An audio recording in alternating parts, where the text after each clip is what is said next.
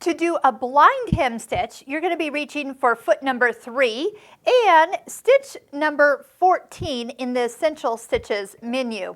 Now let me show you how you want to set this up. So first off, this little red marker can be adjusted. So depending on how thick your fabric is, you can set the kind of guide to help you get the bite, the jump of the needle, to catch just the right part of the fold.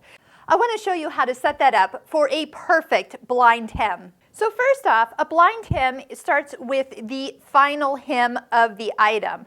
Then you turn the fabric back and away from it, where you need to catch this little fold right here with the smallest stitch possible. So then on the front side, you'll have those little tick marks happening right on the edge. So put the foot on.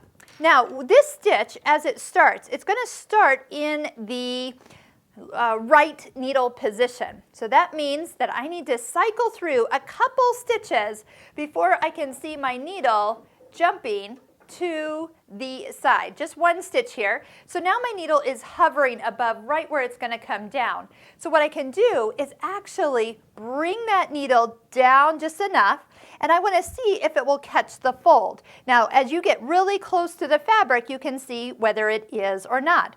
As you lift up the presser foot, you can actually adjust this guide to help you move that fabric just right. So sometimes you might move it in or out based on how thick the fabric is. A little bit different for thinner fabrics.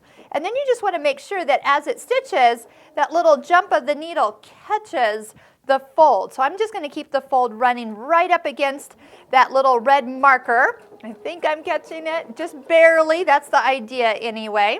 And then just go ahead and stitch all the way down. All right, this will give you an idea what this is going to look like.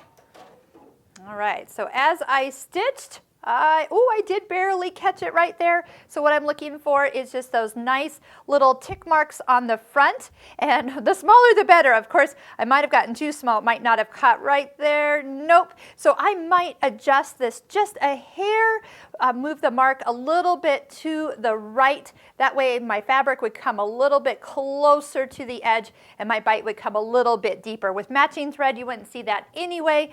That's the goal. But when you work with your blind hem, a couple tries and getting comfortable with how to adjust this is going to make this very, very easy.